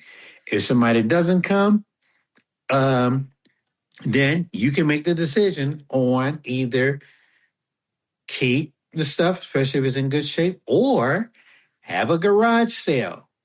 Yes, that's on my lip. Having a garage sale. Having a garage sale can serve two folds. One, as I say, what is somebody else's junk is somebody else's treasure. If stuff is in still good mint condition, somebody's going to want that stuff. Somebody may want that old AM/FM radio if it still works. Somebody may want that old cassette player if it still works. Somebody may want that old, we used to call them record players, that plays vinyls if it still works, still good working condition. So this could be the time that you can have a good garage sale. Pick a day, you can either put an ad in a newspaper, or you can do the bootlegger thing and put some signs around the neighborhood, garage sale on this day, the time is going to be from. And that way you are not only cleaning house, getting rid of stuff that you don't need anymore, and you've gotten permission. If it had belonged to somebody that used to live with you, they can get rid of it. somebody may buy it. So not only you clean the house, you're probably making a little change on the side as well to help pay for the move. How about that? And having a successful garage sale, not only having good stuff, I would say even go to like Dollar Tree or Walmart or someplace, buy like some new packaged stuff, and you can put that around and somebody where you can sell that too. Have a grill some hot dogs. Buy the little those cheap soda drinks that cost like, well, you can buy a case for like $2 or $3 of the different flavors, the strawberry, the grape, things like that. And have an ice chest set out. So that way, as people are shopping in your garage sale, they can refresh themselves, have themselves to a drink, have some snacks. If you got somebody that's helping you, you can grill hot dogs or grill hamburgers, something real simple. I'm not telling you to grill like steaks and ribs and chicken, just real simple stuff. They can have a small grill that if somebody does want to buy that and they want to, and I wouldn't say charge a whole lot, but I'm not going to tell you what price to charge, but just something that nobody's going to scream too much about it. They may be coming with a family, they may come with children, and children like hot dogs to eat. You can buy them a hot dog. They can buy a hot dog from you for like maybe $1 or $2 or $3 or whatever. I'm not saying break yourself buying the supplies, but it could be fun. That way, as folks are shopping, they can have a little snack, whatever. But that's a good way of cleaning house and getting rid of things, because you never know how much stuff that you have accumulated when you have stayed at some place for a while. Randy. Go ahead, Randy. Another thing is if you have some big items like some furniture that you either can't sell or don't have time to sell it and they're in good condition, you can probably call up a place like Salvation Army. Goodwill, or Valley Village. And when they come to pick up the big stuff, you can also have boxes of the smaller stuff that you're not going to bother selling. And they'll That's a take good that too. point. I'm about to write that down because you're right. I didn't think of that. Yeah, and that is a good thing that Salvation Army, Goodwill, always looking for good condition stuff. And they will come pick it up if you can schedule a time. Of course, you have to do that in advance. Don't decide to have a garage sale. Let's see, today is Thursday. Have a garage sale on Saturday, and hopefully they may have somebody that's available to come. They even let you know if you call like your local Goodwill or Salvation Army. They'll tell you, what they have available. They can come out and retrieve some of the things that you were unsuccessful at unloading out of your place. This is Marcia. Hey, Marcia. I just want to say during the two floods, the one thing that really impressed me is that Red Cross came by and gave me money for us to get some new stuff. And, very nice. And the other thing, so I really am impressed with them. The other thing I wanted to say was moving to the new place. I have an account with the Division of Line Services here, and where I'm going, I don't know what's going to be there. And I called, and so they said, call them when I'm ready to move, and they will transfer my account to there. And I think that's so wonderful. And the first thing, I'm going from 1,200 square feet to 1,700 square feet. Ooh. And I can realize that I really need mobility training to just get through my house. And somebody suggested string, but I have some LED lights that I can put around the the doors, so I can maybe find my way that way. So I just want to share that.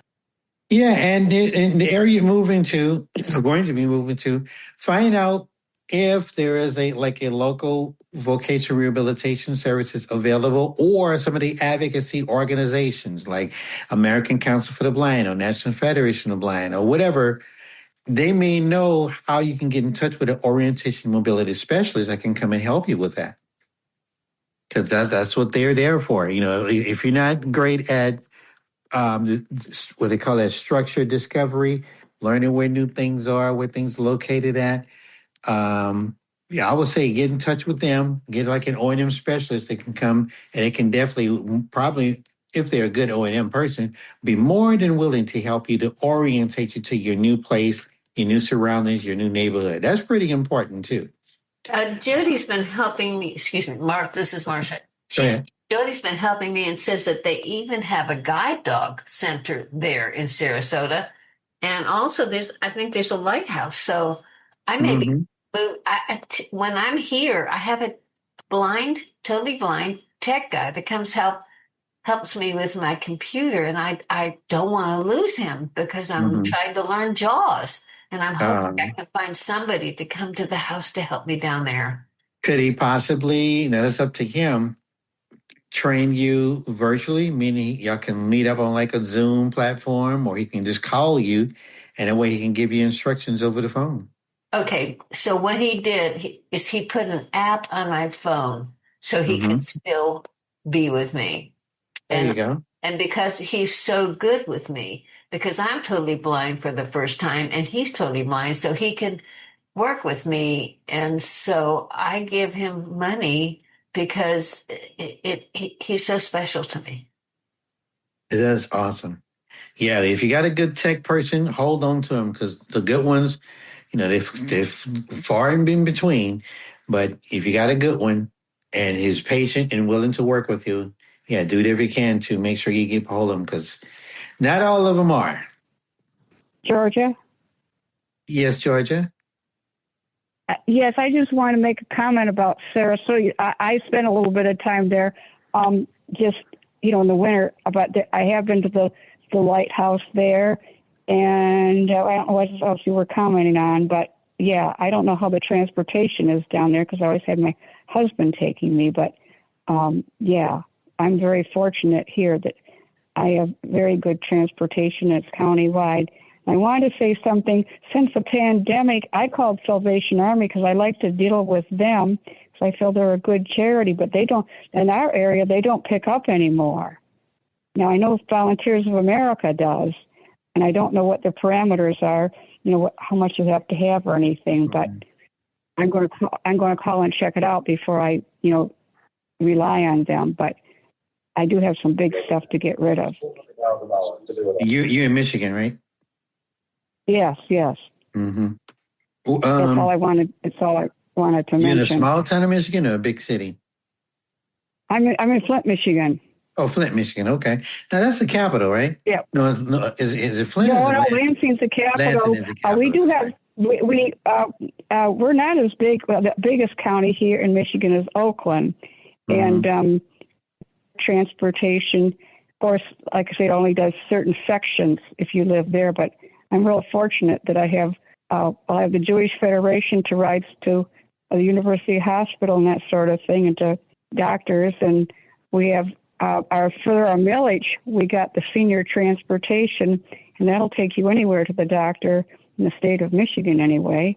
And then we have the rides to wellness, and that goes by your insurance. I happen to be a spouse of a veteran, so I do get some rides with them, locally to the doctor and or grocery. And then we have the paratransit. Well, like I say, we're very fortunate that it's wide. But then when it comes to your support, if you have to go somewhere, you have to be there at 5:30, and then you have to, a family member or a friend. Yeah, but I'll say, check around, call around, state agencies, groups, whatever, churches, all of that someone should be able to know some service that can provide it to remove stuff for you. This is Ned. Go ahead. Who was it? Ned, Jody. Go ahead, Ned. I'll let you go. Yes, two other places to donate possibly would be Catholic Charities and St. Vincent de Paul. St. Vincent de Paul. Right, Are they everywhere? I thought they were just in yeah. Texas. Yeah, those are good ones. No, they're all over. I did not know. That's how ignorant I am. Because I first heard about it when I came to Houston. I didn't hear about them in Louisiana. Go ahead, Jody. Yeah, I was going to say we had a garage sale years ago, although they call them yard sales here. But so we had a yard sale. And when there were items that we didn't sell, we actually put them out on the street with a free sign on them. And I don't think they were there for more than a couple hours before somebody picked them up. We even had a riding lawnmower here that didn't work. And we put that out with a free sign on it. Somebody came and picked it up. Yep, that's one of those things. Well, it's somebody else's junk, it's someone else's trash. They probably knew how to fix it. Either that or they scrapped it. That too. That too. I think I was doing a move once. Well, no, I think I was helping somebody who had just bought a new couch. This was in New Orleans. And when the person lived like about a block from University of New Orleans, from UNO, which means, a lot of kids always running around. And we was carrying the couch out to the curb. And somebody said, "Oh, y'all putting it out?" And we're like, "Yeah." They parked their truck and they sat there and waited till their friend came to help them out to load up that couch, that old couch. They want to make sure no one else got it. This is Jody. Go ahead, Jody. Yeah, my son used to live in Gainesville, Florida, with the University of Florida, and it's amazing that the students, the stuff they would throw out at the end of the year, and they ended up getting a dining room set and a flat screen TV and all kinds of stuff, a recliner. Just the kids didn't want them anymore, so they were getting rid of them. Mm-hmm. So, yeah, if you're in a college town and you're looking for stuff, look around May, you'll find a lot. Absolutely. Sarasota, now this is off topic. Is Sarasota, Florida in Central or Eastern time zone? It's over by the Gulf, and I'm in Daytona Beach, which is near the Atlantic. With the two floods, my daughter found a place that has is a no flood zone. Even though the hurricane hit straight into that, my son is a contractor, so he built the house that they're in Sarasota, and they had no floods. So, No, I was inquiring about the time zone. Is it Central time or Eastern time? No, it's Eastern, and I was so glad that I remembered that you're in Central so I could be with you tonight. I'm so thankful that you're doing this because I have so much that I want to transcribe and give to my daughter, to my husband, to anybody that's going to help me. This has been so great. Thank you, George. My pleasure. Thanks for coming. More reason for asking because there's a guy when I used to, of course, I'm not on it as much as I used to be. The Clubhouse app, and it was a gentleman. He had this room every Sunday, and he said he's calling live from sunny Sarasota, Florida, but he's always given Central time zones. So I was confused because I know Florida is on the East Coast, and I know most of Florida is Eastern time zone, but I don't know why he was always saying Central time. I don't know if he was doing it for the benefit because most of the people in the room were in Central. I'm not exactly sure. That's what made me, when I heard Sarasota, that's what made me think of that. It confuses me, but there's a Ron Miller that does Vespero for JAWS, and I'm trying to learn JAWS and trying to learn Braille, and Jody knew him. So I'm just trying to get names and people that I can call that I can get help for the blind in Sarasota. So I think it's going to be I'm trying to think of it as an adventure. That's okay. It's an adventure, but you're going to do fine as long as you stick with it. Don't give up and get all of your questions answered. By being a part of iBUGS, that definitely helps as well because these folks have a wealth of information and they have a large network too. They do, and I'm so thankful for them. I mean, they're internationally owned. So, hey, you folks, donate. Oh, one other thing I want to go, this is going to be my last point, and then if anybody got questions or comments with the time we have left, we're able to get through it. Garage sales, you have to be careful too. Garage sales are a good thing to have, but have people to help you to organize it that you can trust that you know. And it's probably a good idea. Now that's one thing, although I'm pretty independent, so one is total. I try to find a way to do everything independently, and basically, and that's what I try to encourage everybody else to do. But I do realize that there are limitations. But when you're having a garage sale, it's good to have some trusted, I'm almost say trusted, sighted folks to help you not only to watch your stuff, watch people that nobody's not trying to take advantage of you. If it's going to be cash exchange, especially as real cash, just to let the eyes around that nobody would have the thought of doing something like that. Because although we may live in good neighborhoods, may have good friends, but there's always going to be somebody who's want to take advantage of the person, of somebody's kindness. So it's just good that if we do decide to have a garage sale, knowing that having someone with great visual eyes and someone who care to help you with that, to not only to monitor not only your supplies And if it's coming to be money exchange or if you're going to do cash exchange, hey, a good safe way too is to have like a electronic method of payment set up that they can cash app you or Zelle you if they don't happen to have cash on them. Or some people may use that square thing that you can use with the cell phone as well. Basically, my bottom line is to be careful, be cautious, be alert, be vigilant when it comes to that because you're dealing with the public as well. Now, I'm not saying that's something that happens a lot, but it could happen. Garage sales is a good thing to do to help, sell some things, make some money from it. But it's challenging. All right. Anybody got any other comments, questions, or on anything with the remaining? I think we got like 11 minutes left or less. And we got to get out early because Houston Cougars come on at 9:05. This is Sarah. Go ahead, Sarah. Okay. I have a couple of quick questions. One thing that I was thinking about a while ago as I was hearing your presentation, which this is my first time to iBUGS Live. It's iBUGS Live, and you do a really good job, by the way, George. You do a good job. Thank you so much.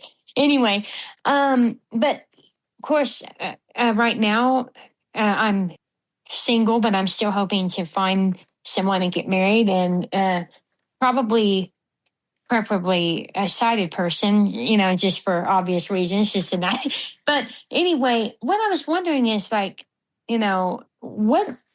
blind people, like when you try to, if you're going to move out of state or move to another town anyway, a lot of people can see pictures of houses online. And but for blind people, like what, how did you find out about your apartments? Did you have people that would help you? Like, well, here's one, George, that has 2 bedrooms and has this. And how did you know? Like, since you can't look at pictures, how did you know? Okay, yeah, I want to check this one out. Okay, that's a good question. I'm gonna answer it in 2 ways. I'm gonna tell you about my first big move because my first big move, like when I left Louisiana and moved to Missouri, I moved in with a friend of mine. Actually, I stayed in the room with his. They had 3 children. And they had small children. So the 2 boys, I think they were aged like 3 and 5. They were in like twin beds, and I think they slept together, and I slept in the other bed. So it kind of helped me that when I decided, because I was headhunting, move to a totally different part of the country. I'd known them already. We met. I think we met in Arkansas when I went to what is now called Lions World. It was called Arkansas Enterprise for the Blind back then, and we kept in touch. We talked baseball, and basically when we left the place, we called each other, talked as much as we could afford it, but we wrote to each other and basically stayed in touch. And I was still in college. So when I graduated and I couldn't really find work in Louisiana, I was still in touch with them. And I used to visit them from time to time as well. So my move was I did move into a place with them. Now, when it comes to even out there in Missouri and even here, when I go looking for places, of course, when you decide, when you're going to do a move, yeah, you got to know exactly where you want to move to. Remember I say, check out the location.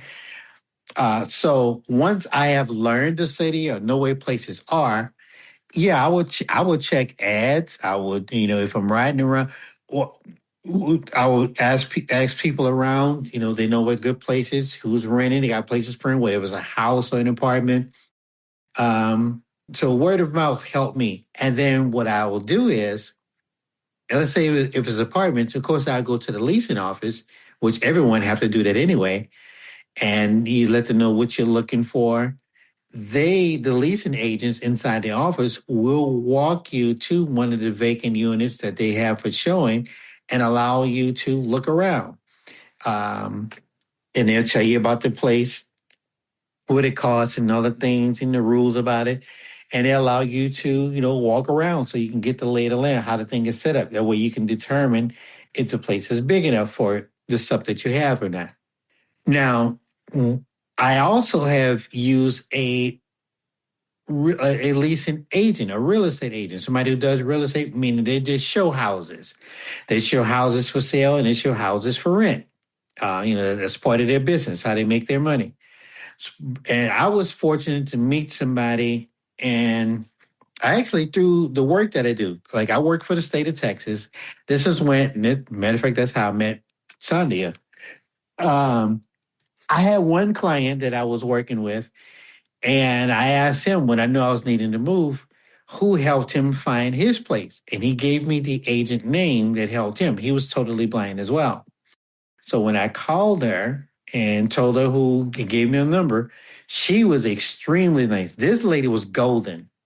She not only came, we set up a time to meet, she came and picked me up and she rode us around. First, while we talked on the phone, I gave her like some areas and some zip codes of places that I want to go, that she can see what's available, where they had vacancies at. So she would email me a list of places. And that way, when I read about it as to how much the rent would be, the description, the square mileage of like the rooms in a place with all it has, what school district it's in. And when I gave her the choices, she would make a list and she would make appointments and she had come and picked us up. And, most of those houses, especially if they're houses that you're looking for, they'll have lock boxes attached to them, which means the owner or the realtor company will give her like the combination key to unlock it, and where there would be like a spare key to open the place. And when we went in there, she would describe everything to me. She was that good. She'd tell me the colors. She would tell me, the colors of the walls, the ceiling, the floors. She'd even tell me if something looks bad. She was very descriptive and she really cared to make sure I knew everything. And matter of fact, it was one place she even told me. She said, "Oh, I'm open the refrigerator. There are dead roaches in this refrigerator, so you might want to have second thoughts about this."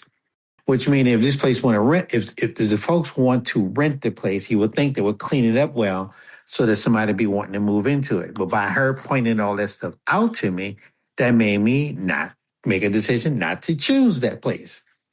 But the place that I have chosen, she was very good at describing to me, let me know something had a Baltic ceiling. That means it was real high ceilings. We went out in the backyard. She knew how to fence, what condition it was in. So sometimes you may, and I'm saying sometimes because I don't know if that will always happen. I don't know if you're going to have a lot of agents or realtors who will care that much, that will take time to not only drive me around to the different places. It took us like 3 hours one time that we would meet, and she would walk us around. She'd make sure she was careful to make sure that we didn't injure ourselves, that there was nothing to stumble over. So that's what happened to me. I was blessed. This I is was Marcia. blessed. Okay, this is Sonia. We got How much time left? 3 minutes. 3 Go ahead, minutes. Marsha. Yeah. The one thing I want to say, as a blind person, there's one thing that we really, really have is vibes. If you go into a house and you feel the vibes are wrong, and you have that ability, you say, no, absolutely not. Absolutely. And my daughter found a place that would have taken a lot of work, but it had a lot of dogs and it had people in there that were violent and whatever. And I was so glad when she said, no, not this place. Because if I had been in there, I would say, no, the vibes are in here. I cannot handle. So that's a talent that you have. So listen to your vibes. Absolutely. Matter of fact, there was one place I was going to move into, and I was in the office doing the paperwork, and I heard somebody run in there and said that there was some kids fighting. I'm like, okay, this might not be a good spot. But all right. Thank you, everybody, for tuning in. Thank you, George. This was a good topic. I'm glad hope you guys got a lot out of it. I enjoyed it. I enjoyed discussing it. I enjoyed everybody's input. Hopefully this helped. Hope this gave you some information. And if you got any other questions or later, feel free to tune into iBUGS. And we'll do this again in May. What we're going to discuss in May. Thank you, George. You're welcome. Thank you. Thank Bye-bye. you, George. Thank you. Thanks, everybody. Bye-bye. All right, lovingly ending the meeting. Thank you, George. Lovingly ending the meeting in 5, 4, 3, 2, 1.